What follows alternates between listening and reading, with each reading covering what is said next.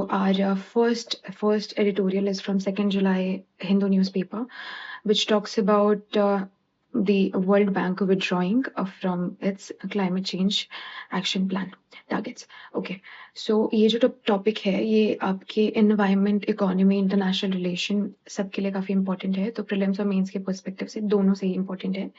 अभी हम देखते हैं कि क्या हुआ है, हम क्यों पढ़ रहे हैं। तो रिसेंटली जो वर्ल्ड बैंक है उसने अपने जो 45% फाइनेंसिंग वाला जो टारगेट था, जिसमें वो फाइनेंस कर रहे थे क्लाइमेट रिलेटेड प्रोजेक्ट्स को इन डिफरेंट कंट्रीज, उसको जो है वो विड्रॉ कर लिया है under US administration pressure. Okay, background थोड़ा सा देखते हैं कि वर्ल्ड बैंक जो है वो क्या है, थोड़ा सा ब्रीफ देख लेते हैं। तो ये एक इंटरनेशनल फाइनेंशियल इंस्टीट्यूशन है जो कि लोन्स, ग्रांट्स जो है वो प्रोवाइड करता है कंट्रीज को लॉन्ग टर्म, उनको जो डेवलपमेंट है उनको फाइनेंस करने के लिए, पॉवर्टी रिड्यूस करने के लिए और एक सस्टेनेबल डेवलपमेंट का जो एनवायरनमेंट है वो क्रिएट करने के लिए। काफ़ी जो स्टूडेंट्स हैं वो आईएमएफ और वर्ल्ड बैंक के ऑब्जेक्टिव्स में काफ़ी कंफ्यूज हो जाते हैं। So let me just clear it. IMF जो है वो short term balance of payment crisis को हैंडल करता है, टैकल करता है, कंट्रीज को हेल्प करता है कि वो उसको मैनेज कर पाए। बैलेंस ऑफ पेमेंट क्राइसिस कब होता है? जब आपके जो फॉरेन करेंसी रिजर्व्स जो हैं वो ड्राई अप हो जाते हैं। मतलब ये है कि आपकी जो अर्निंग है वो कम हो रही है, आपकी स्पेंडिंग ज़्यादा है। मतलब आप इम्पोर्ट पे ज़्यादा पैसा खर्च कर रहे हो, इंस्टेड आपके यहाँ से एक्सपोर्ट नहीं हो रहा है, जिसकी वजह से आपकी जेब धीरे-धीरे खाली होती जा रही है। That is balance of payment crisis. तो जब आपके foreign currency reserve dry up हो जाते हैं, तो उस केस में ये क्राइसिस डेवलप होता है और उसको मैनेज करने के लिए आईएमएफ हेल्प करता है।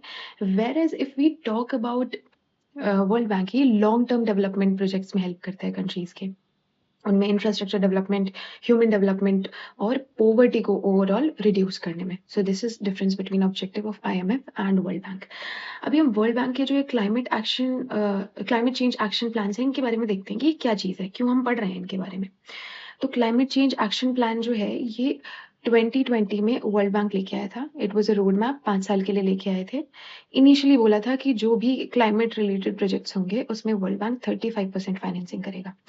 लेकिन 2023 में क्या होता है, 45% इंक्रीज कर देते हैं। मतलब जो पहले 35% जो दे रहे थे फाइनेंसिंग, अब वो 45% देंगे और इसको उन्होंने बोला क्लाइमेट को बेनिफिट्स। ठीक है, आगे इसके बारे में पढ़ते हैं। लेकिन यहाँ पे प्रॉब्लम ये है कि नियरली हाफ जो वर्ल्ड बैंक का फंडिंग है वो तो जा रहा है इसी में, क्लाइमेट चेंज को टैकल करने में। तो बाकी सेक्टर्स भी तो हैं। मतलब मान लो कि 100 बिलियन किसी प्रोजेक्ट में लग रहा है तो उसका 45 बिलियन वर्ल्ड बैंक दे रहा है। तो आप मेजर पार्ट जो है वो तो क्लाइमेट फाइनेंसिंग को दे रहे हो। What about the other sectors? ठीक है, उसके बाद में अपन थोड़ा देखते हैं कि क्लाइमेट को बेनिफिट्स क्या होता है। अब ये है कि डेवलपमेंट के साथ साथ में क्लाइमेट बेनिफिट को भी मैनेज करना, मतलब डेवलपमेंट भी इंक्रीज करना और क्लाइमेट बेनिफिट भी इंक्रीज करना, मतलब क्लाइमेट चेंज को समवट रिड्यूस करना, कैसे टैकल करें। इसकी ना 2 कंपोनेंट्स हैं, एक तो मिटिगेशन है, दूसरा अडैप्टेशन है। अभी मिटिगेशन क्या होता है कि क्लाइमेट चेंज का जो रूट कॉज है उसको मैनेज करना। अडैप्टेशन क्या होता है? अडैप्टेशन होता है कि अब क्लाइमेट चेंज तो हो ही रहा है, मतलब उसको नहीं रोक सकते हैं, नहीं रोक पा रहे हैं। तो समवॉट जो कॉन्सिक्वेंस हो रहे हैं उनको कैसे मैनेज करें, हम कैसे अडैप्ट करें क्लाइमेट चेंज से कि हम सर्वाइव कर पाएँ, है ना? हम उसको कैसे मैनेज कर पाएँ। तो मिटिगेशन रूट कॉज को कम करना, अडैप्टेशन अब जो हो रहा है उसको अडॉप्ट करके कैसे हम सर्वाइव करें।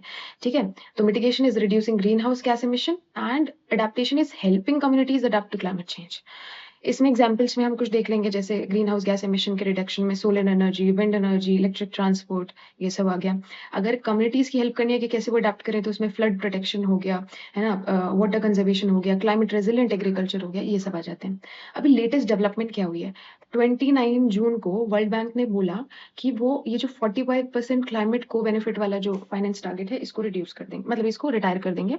ऑल्सो जो 35% टारगेट है उसको भी डिसकंटिन्यू कर रहे हैं। लेकिन तो क्या मतलब है इसका? मतलब बंद हो जाएगा ये? देखते हैं आगे।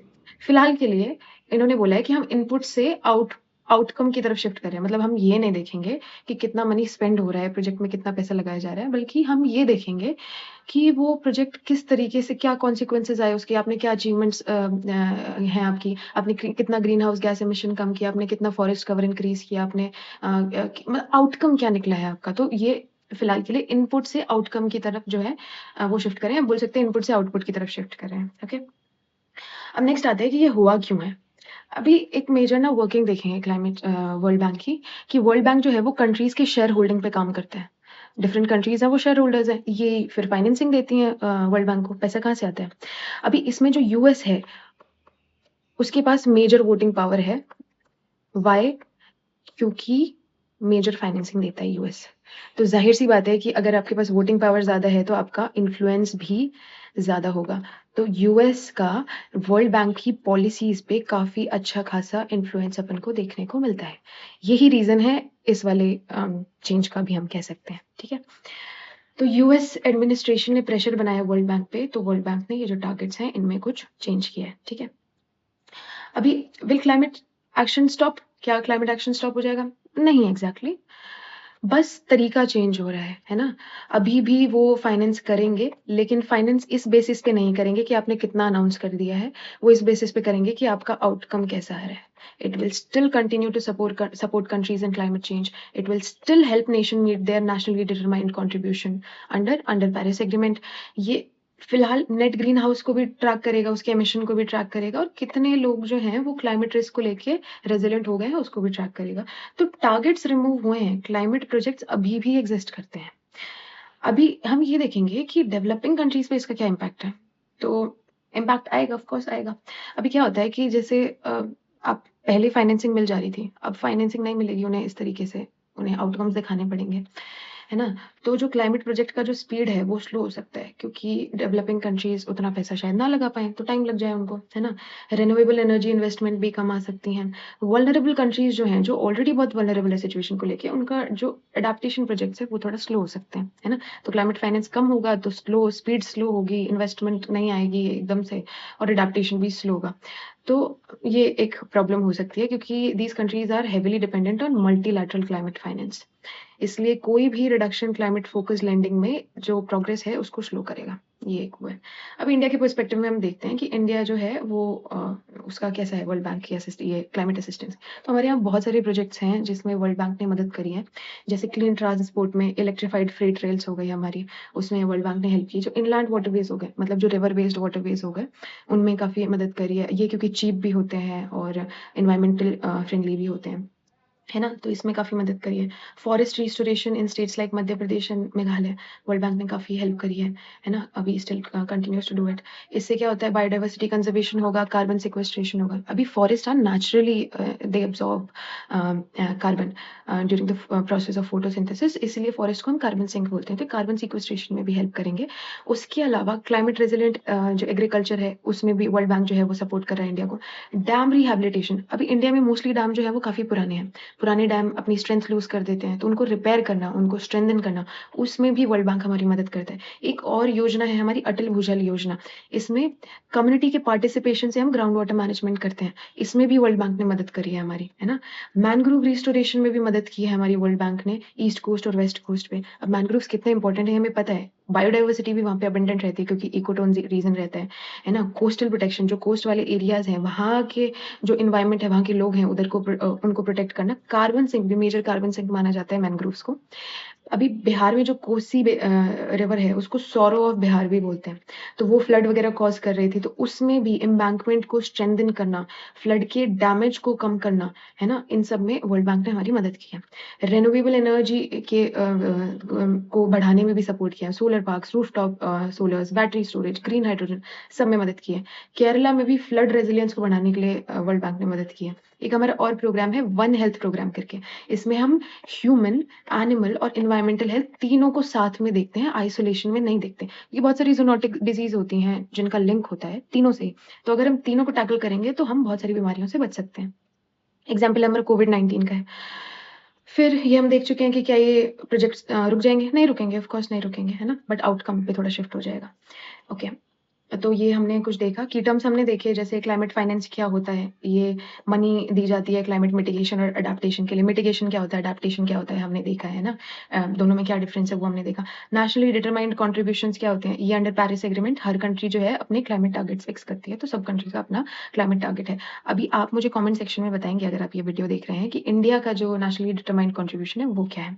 अभी इसके कुछ क्रिटिसिज्म है, कुछ आर्ग्यूमेंट्स हैं जो सपोर्ट कर रहे हैं। क्रिटिसिज्म वही हमने जो थोड़ी देर पहले देखा कि स्लो हो जाएगी जाएगी प्रोग्रेस, काफ़ी सारी इनसिक्योरिटी आ जाएगी डेवलपिंग कंट्रीज़ में कि अबाउट दी क्लाइमेट प्रोजेक्ट्स की करना कि नहीं करना, है ना? ग्लोबल क्लाइमेट कमिटमेंट्स को भी वो अंडरमाइन करेगा, करेक्ट? और इससे ये भी दिखता है कि पॉलिटिकली जो फिक्स टारगेट्स जब नहीं होते, तो पॉलिटिकली ये देखा जाता है कि कंट्रीज़ क्लाइमेट चेंज को उतना सपोर्ट नहीं कर रही हैं, मे बी। अभी आर्गुमेंट सपोर्ट में क्या है? अभी ऐसे कोई रिपोर्ट्स में तो एग्ज़ैक्टली नहीं बताया, but what expert says, they say कि कुछ 3 रीज़न हैं which I can recall of. First is of course outcomes are more important. Second is that कि कोई हर कंट्री के अपने अलग-अलग प्रेफ़रेंस होते हैं। एक कंट्री एजुकेशन में ज़्यादा करना चाहती है, एक कंट्री जो है वो हेल्थ केयर में ज़्यादा करना चाहती है, एक लॉजिस्टिक्स, ट्रांसपोर्ट वगैरह में ज़्यादा करना चाहती है, तो हर कंट्री की अपनी प्रायोरिटी होती है। अगर आप 45% सिर्फ़ क्लाइमेट में दे देंगे, तो बाकी सेक्टर्स कॉम्प्रोमाइज़ हो जाएँगे। एक रीज़न ये भी है।